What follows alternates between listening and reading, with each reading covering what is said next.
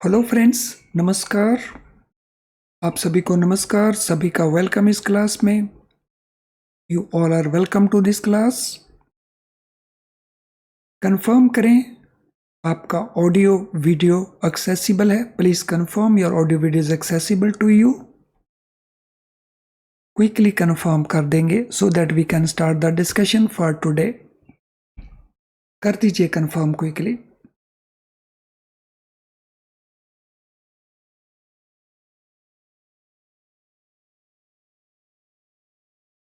सो चलिए शुरू करते हैं आज का डिस्कशन। आज का जो हमारा डिस्कशन होगा वो पीपीबी के पेपर में मॉड्यूल सी के चैप्टर 42 में इंपॉर्टेंट क्वेश्चंस के ऊपर होगा और ये क्वेश्चंस एनपी को रिलेट करते हैं। तो चलिए शुरू करते हैं आज का डिस्कशन। तो अप टू क्वेश्चन नंबर 32 हम ऑलरेडी प्रीवियस लेसन में कर चुके हैं। अगर आपने उन वीडियोस को अभी तक वॉच नहीं किया तो आप उनको वॉच कर सकते हैं।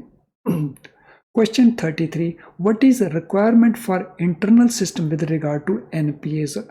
एनपीएस को लेकर के बैंकों के जो इंटरनल सिस्टम्स हैं उसकी क्या रिक्वायरमेंट है। They should be appropriate and timely for identification of NPS. They should take into account availability of security or net worth of the borrower or guarantor. They should be technology enabled or all of the above. तो question number 33 कौन सा answer हमारा appropriate बनता है। सो जो हमारे internal systems हैं वो किस तरह के होने चाहिए। Question number 33।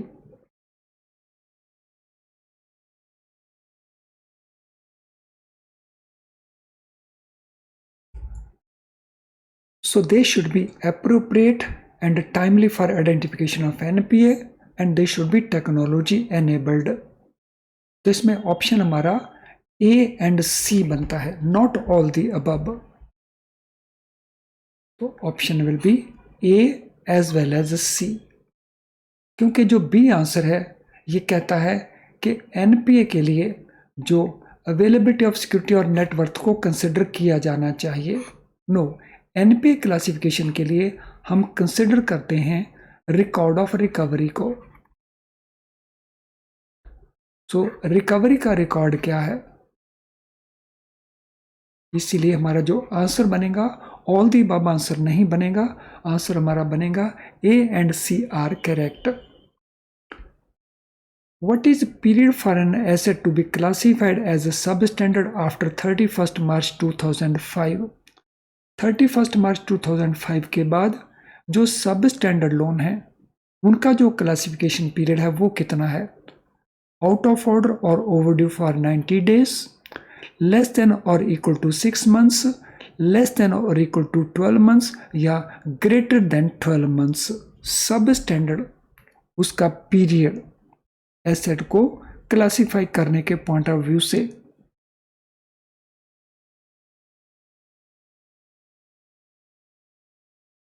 So this period is less than और इक्वल टू 12 मंथ्स। ऑप्शन हमारा आ जाएगा सी। सो जब भी कोई अकाउंट सब स्टैंडर्ड बनेगा तो एनपीए बनते ही वो सब स्टैंडर्ड बन जाता है और आने वाले एक साल तक it continues to be in this category. इसलिए हमारा आंसर सी, लेस देन और equal to 12 months. What should be basis for classifying an advance account as NPA. किसी भी लोन को एनपीए क्लासिफाई करने के लिए हमारा बेस क्या रहेगा। Non availability of adequate DP based on latest available stock statement, balance outstanding exceeding the limit temporary, non submission of stock statement और ऑल दी अबव। तो यहाँ पे बेसिकली हम बात कर रहे हैं एक कैश क्रेडिट या ओवरड्राफ्ट अकाउंट की। तो advance account means it is either cash credit और इट इज ओवरड्राफ्ट अकाउंट। इसके एनपीए बनने का हमारा जो बेसिस क्या रहेगा। एनपीए बनने का basis. Question number 35, what shall be the basis।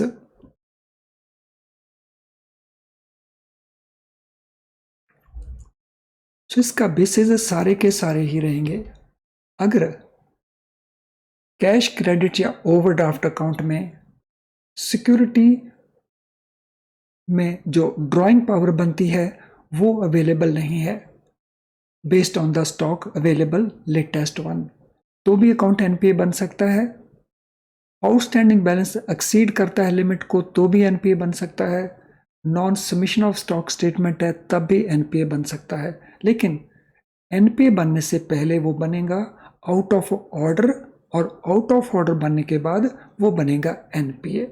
Question number 36, how old should stock statement be for calculation of drawing power. तो जब भी कैश क्रेडिट अकाउंट के अंदर हम ड्राइंग पावर कैलकुलेट करेंगे तो स्टॉक स्टेटमेंट कितना ओल्ड हो सकता है। Not older than 6 month, not older than 3 months, not older for 1 year, not older for 2 years.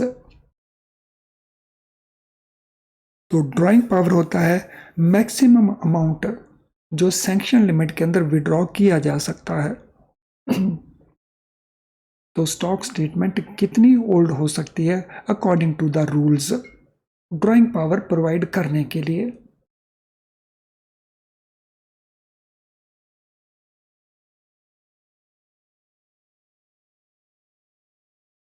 Reserve bank की गाइडलाइंस कहती हैं कि अगर हमने ड्राइंग पावर परमिट करना है किसी भी सीसी अकाउंट के अंदर तो जो स्टॉक स्टेटमेंट है वो 3 महीने से पुरानी नहीं होनी चाहिए। So it must not be old than 3 months, 3 महीने से पुरानी नहीं होनी चाहिए। When will a working capital borrow account becomes NPA?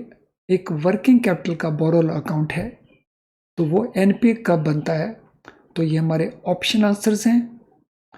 When irregular drawings are permitted in the account for continuous period of 90 days, when borrower's financial position is satisfactory, when unit is working, when borrower fails to submit financial statements।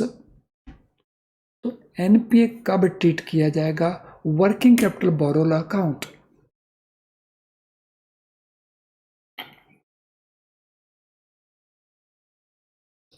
So working capital borrowal account में हमारे कौन से accounts आते हैं। सो working capital में हमारे accounts आते हैं कैश क्रेडिट अकाउंट और ओवरड्राफ्ट अकाउंट। तो इन अकाउंट्स में अगर continuously for a period of 90 days over drawing करवाई जाती हैं तो ये अकाउंट बन जाते हैं एनपीए। तो option answer A is the right answer. तो किसी भी कैश क्रेडिट अकाउंट के अंदर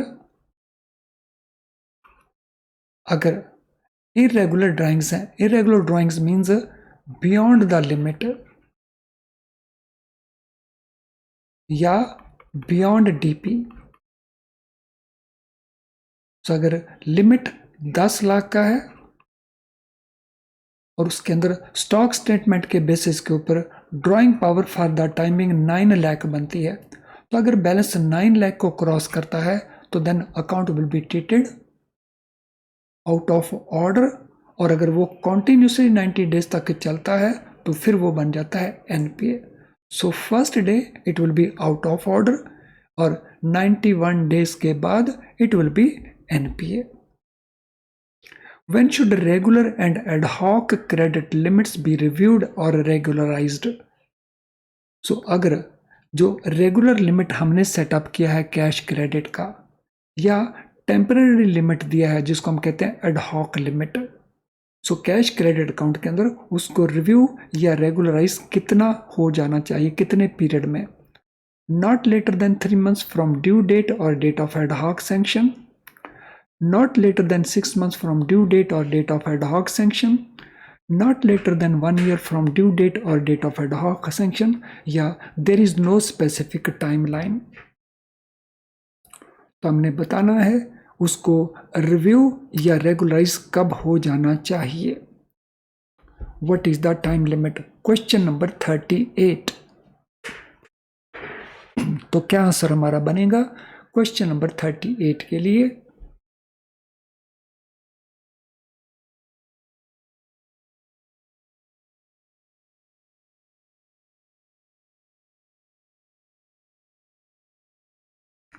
question 38, what shall be the answer? So answer is maximum 6 months. तो आंसर हमारा बनेगा B, not A. our answer will be B. So maximum 6 months. तो अगर किसी लिमिट का ड्यू डेट, हर एक लिमिट का जो रिन्यूअल है reserve bank of India direction के मुताबिक विद इन 1 ईयर हो जाना चाहिए, और अगर विद इन 1 ईयर उसका रिन्यूअल नहीं होता तो फिर ये ओवर ड्यू हो जाती है फॉर रिन्यूअल. और अगर ये 6 महीने तक ओवर ड्यू रहती है तो अकाउंट को हम कंटिन्यू कर सकते हैं स्टैंडर्ड कैटेगरी के अंदर. तो when should regular and ad hoc credit limit be reviewed और रेगुलराइज्ड, अदरवाइज अकाउंट एनपीए बन सकता है. तो ओवरड्यू डेट से 6 months.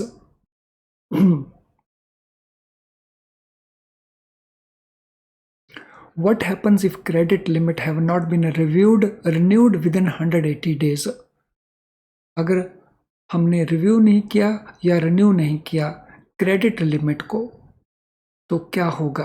Account will be treated as a standard account, account will be treated as NPA, account will be closed, account will be transfer to another bank. Question number 39.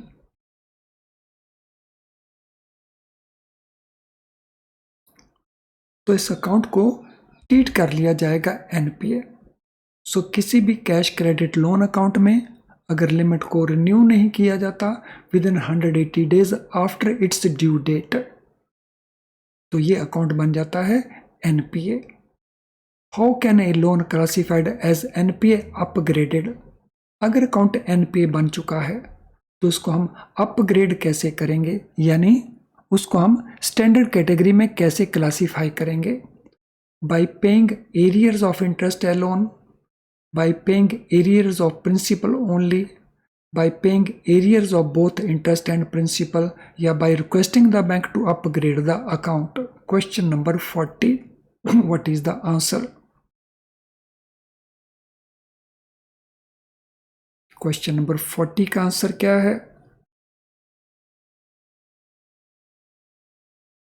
How can a loan account classified as NPA be upgraded? तो upgrade कैसे उसको किया जाए?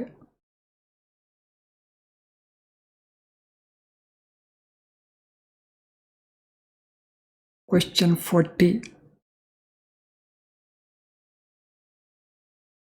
तो किसी भी NPA account को हम स्टैंडर्ड कैटेगरी में तब लेके जा सकते हैं जब प्रिंसिपल एंड इंटरेस्ट उसका फुल अमाउंट इन एरियर, जो ओवरड्यू अमाउंट है, अगर वो रिपे हो जाता है. तो question number 40 answer will be C. So by paying arrears both of interest as well as principal. Question 41. How should borrowal account with a solitary or few credit before balance sheet date be handled? तो अगर ऐसे loan account में जिसमें कुछ credit आ जाते हैं balance sheet से पहले, लेकिन उससे पहले उसमें इरेगुलरिटी बनी रहती है, तो उनको हमने कैसे ट्रीट करना है? They should be deemed as NPA, they should be classified as standard, they should be handled with care without scope of subjectivity, and they should be immediately closed. So कई लोन अकाउंट्स में क्या होता है कि 31 मार्च के around credits आ जाते हैं और अकाउंट को रेगुलराइज कर दिया जाता है, लेकिन उससे पहले उसमें इश्यूज बने रहते हैं. तो उन अकाउंट्स को हमने कैसे ट्रीट करना है? Question number 41.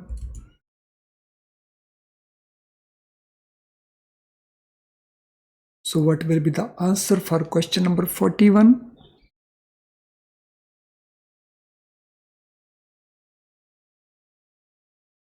तो क्वेश्चन नंबर 41 के लिए आंसर रहेगा सी. तो उनको ध्यान से हैंडल करना पड़ेगा without any scope of subjectivity. तो क्योंकि अगर बैलेंस शीट की डेट से पहले क्रेडिट आता है तो हमने ये देखना है कि उससे पहले पोजीशन क्या थी, तो उसको केयरफुली हैंडल करना है और सब्जेक्टिविटी का कोई उसमें स्कोप नहीं होना चाहिए. So our criteria should be objective. Question 42. How should all facilities granted by a bank to borrower and investment in all securities issued by the borrower be treated? तो बोरोर को जितने loan दिए हैं या borrower में जितना investment किया है तो उनको कैसे ट्रीट किया जाना चाहिए. Only one particular loan investment or part thereof has become regular should be treated NPA. So अगर कोई पर्टिकुलर लोन या पर्टिकुलर इन्वेस्टमेंट NPA बनी है तो उसी को NPA ट्रीट किया जाएगा. All facilities and all investment should be treated as a standard. All facilities and all investment should be treated as NPA या there is no specific treatment. तो question क्या कहता है, अगर हमने एक बोरोर को लोन A दिया है कैश क्रेडिट का, लोन दूसरा दिया है टर्म लोन का, और हमने उसके कंपनी में कुछ इन्वेस्टमेंट भी किया है. अगर इसके अंदर कैश क्रेडिट लोन अगर ये NPA बन जाए लेकिन बाकी दोनों लोन रेगुलर हों तो उस केस में हम कैसे ट्रीट करेंगे आउट ऑफ दीज 4 ऑप्शंस. तो इनको कैसे ट्रीट किया जाएगा, how it will be treated. केवल वही लोन वही फैसिलिटी को NPA ट्रीट करेंगे या सभी अकाउंट्स को स्टैंडर्ड ट्रीट करेंगे या सभी अकाउंट्स को NPA ट्रीट करेंगे, या इसके लिए कोई स्पेसिफिक ट्रीटमेंट नहीं है, कोई रूल नहीं है. क्वेश्चन 42.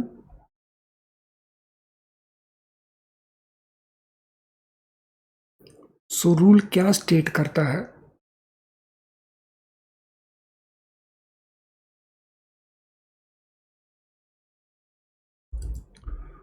तो rule states that all loans or investments so they will be treated NPA. So अगर किसी बोरोर का एक लोन अकाउंट इरेगुलर होकर NPA बनता है तो केवल उसी लोन अकाउंट को NPA ट्रीट नहीं किया जाएगा, उसके बाकी सभी लोन्स या इन्वेस्टमेंट जो रेगुलर हैं तो उनको भी हम ट्रीट करेंगे NPA. यानी NPA के जो कॉन्सेप्ट है वो अकाउंट वाइज नहीं है, वो बोरोर वाइज है. Friends, memory collected questions of previous years, इसका क्या रोल रहता है. पिछले सालों में जो पूछे गए क्वेश्चंस हैं उनका 3 तरह का इंपॉर्टेंट रोल है. सो सबसे पहला रोल ये होता है that we come to know कि what has been asked in the past. So पीछे क्या क्या पूछा जा चुका है.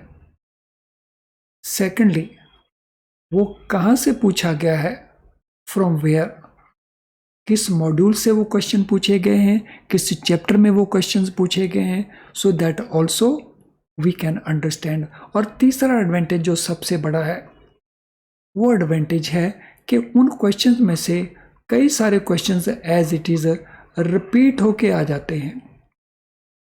यानी तीनों ही सिचुएशंस में हमें बेनिफिट है अगर हमारे पास MCQ मेमोरी कलेक्टेड क्वेश्चंस हो प्रीवियस ईयर्स के. तो दैट ऑल्सो मीन्स कि हम अगर अपने स्कोर को इम्प्रूव करना चाहते हैं तो इनका एक इम्पॉर्टेंट रोल है. और ये अवेलेबल हो जाएंगे आपको हमारी ऐप के अंदर और अवेलेबल होंगे 10 days before date of exam. तो 10 days before date of exam आपको ये अवेलेबल हो जाते हैं. तो चलिए अगले क्वेश्चन के ऊपर चलते हैं. Should bills discounted under letter of credit favouring a borrower be classified as NPA. अगर हमने किसी बोरोर का बिल ऑफ एक्सचेंज डिस्काउंट किया और वो भी लेटर ऑफ क्रेडिट के अंदर और उसका पेमेंट नहीं आता तो क्या उसको NPA क्लासीफाई करेंगे. Yes, always we will classify. No, never we will classify. Only when any other facility granted to borrower is classified as NPA या only when document under LC are not accepted on presentation. तो हमारे पास एक borrower है XYZ. तो इसका हमने एक bill negotiate किया अंडर लेटर ऑफ क्रेडिट, लेकिन इसके डॉक्यूमेंट का पेमेंट अभी नहीं हो रहा तो ये ओवर ड्यू हो गया फॉर पेमेंट. तो क्या इसको एनपीए क्लासीफाई करेंगे या एनपीए क्लासीफाई नहीं करेंगे? सो अगर इसका पेमेंट ऑन ड्यू डेट नहीं हुआ, दैट इज द क्वेश्चन।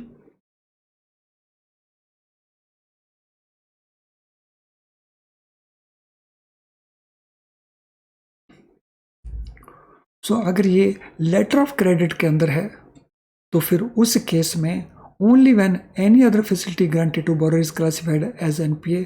तो फ्रेंड्स इसमें हमारा जो आंसर बनेगा सी आंसर नहीं बनेगा, तो इसमें हमारा आंसर बनेगा answer B, no never. Letter of credit के अंदर अगर डॉक्यूमेंट हमारे पास नहीं आए तो दूसरे बैंक का अश्योरेंस, दूसरे बैंक का गारंटी अवेलेबल होता है, तो उस केस में उसे एनपीए ट्रीट नहीं करना है। So question 43 answer will be B. How should asset classification of accounts under consortium should be done? अगर वो कंसोर्टियम लोन है, so consortium loan means those loans जहां पे बोरोर एक है, बैंक अनेक हैं। So more than one bank have given loan, तो उनको हम कहते हैं कंसोर्टियम लोन्स। तो उनमें जो एसेट का क्लासिफिकेशन है वो किस बेसिस के ऊपर होगा? तो ये हमारे ऑप्शन आंसर्स हैं। तो देखिए सभी ऑप्शंस को और डिसाइड करिए। Question number 44, classification in case of consortium accounts.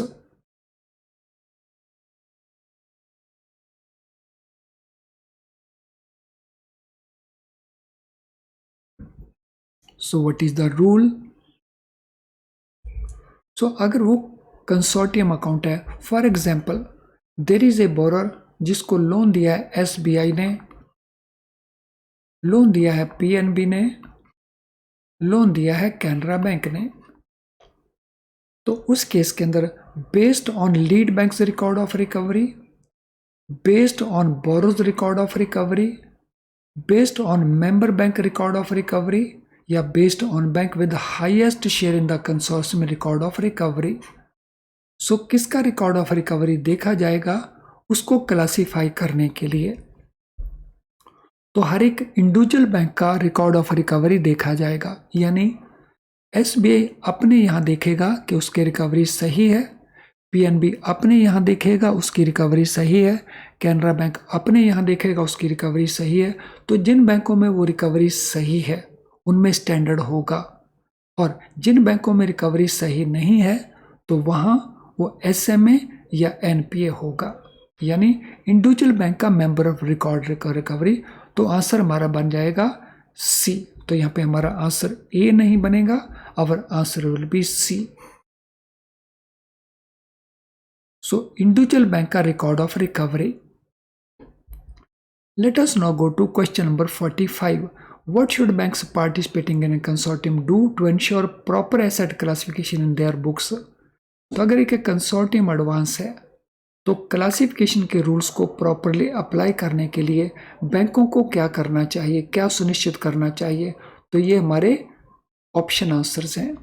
Arrange to get their share of recovery transfer to the lead bank, wait for lead bank to transfer their share of recovery, ask RBI to transfer their share of recovery, do nothing, it is lead bank's responsibility.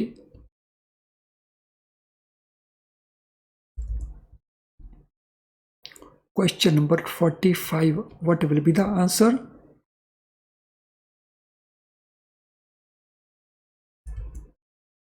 Consortium loans के अंदर normally जो lead bank होता है, जिस bank का सबसे बड़ा share होता है, तो जितनी भी ऑपरेशंस होती हैं नॉर्मली उस बैंक में होती हैं। तो दिस मीन जितना भी क्रेडिट अकाउंट में आता है वो सारा क्रेडिट लीड बैंक वाले अकाउंट में आता है।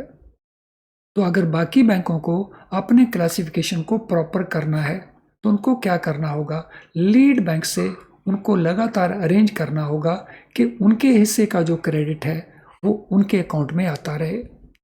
तो this mean option A is the right answer. So they will have to arrange to get their share of recovery transferred from the lead bank. So lead bank से जो बाकी दूसरों बैंकों का शेयर है वो उन बैंकों के लोन अकाउंट को आता रहे। How should account with erosion in value of security due to fraud committed by borrower be classified?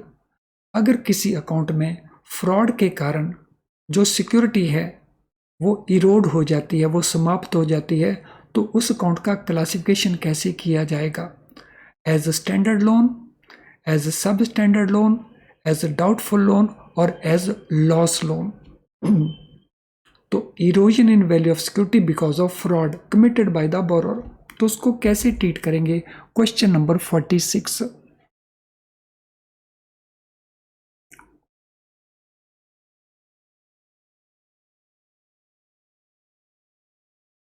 How it will be classified?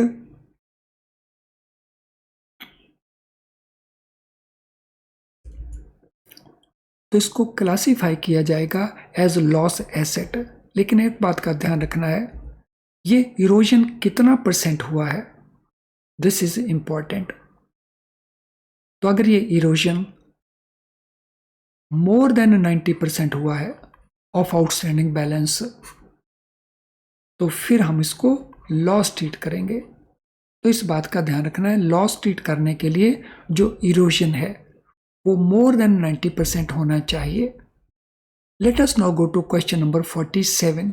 In case of agriculture loans and loans for other purpose granted to PACS, Primary Agriculture Cooperative Society या Farmers Service Society FSS, which particular credit facility granted to them which is in default will be classified as NPA?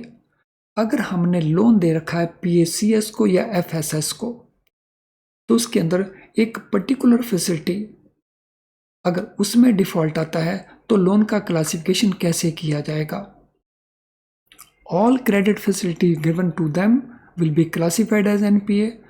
Credit facility granted which is in default for period of 2 crop seasons in case of short duration crop, 1 crop season in case of long duration crop. The credit facility granted to PACFSS which is in default for a period of 1 crop season in case of short duration, 2 crop season long duration या none of these. तो कौन सा rule applicable होगा? तो हमने एक PACSS को या FSS को 3 क्रेडिट फैसिलिटीज दे रखी हैं। तो इनमें एक जो है रेगुलर है, दूसरा भी रेगुलर है, तीसरा इरेगुलर है। तो इनमें से हम किसको क्लासिफाई करेंगे एनपीए? सभी को करेंगे या जो केवल इरेगुलर है उसको करेंगे? तो जो हमारा जनरल रूल है वो कहता है जो सभी को ट्रीट करेंगे। लेकिन अगर हमने ये लोन दिया PACS को या FSS को, तो सभी को नहीं करना। जो रेगुलर चल रहे हैं उनको क्लासिफाई स्टैंडर्ड रखा जाएगा और जो इरेगुलर है केवल उसी को हम एनपीए में क्लासिफाई करेंगे subject to application of other rules. Question 48. What happens to other credit facilities sanctioned to PACS if one credit facility is granted to same borrower becomes NPA? अगर एक लोन NPA बन जाता है तो बाकी loans का क्या होगा? तो ये हमारे ऑप्शन आंसर्स हैं। तो they will also become NPA, they will not be affected, they will be classified doubtful, they will be classified as substandard. तो अभी रूल जैसा मैंने बताया था तो वो उनके ऊपर इफेक्ट नहीं होगा, so they will not be affected. चलिए एक क्वेश्चन और कर लेते हैं। Which advance are exempted from being treated NPA? कौन से वो लोन्स हैं जिनको हम एनपीए ट्रीट नहीं करते हैं?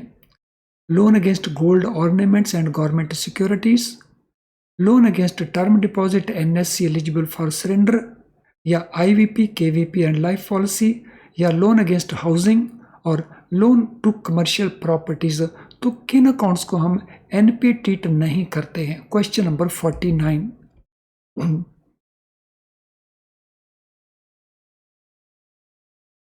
सो अगर वो लोन्स हैं अगेंस्ट डिपॉजिट, एनएससी, इंदिरा विकास पत्र, किसान विकास पत्र या लाइफ पॉलिसी, तो उनको एनपीए ट्रीट नहीं किया जाता।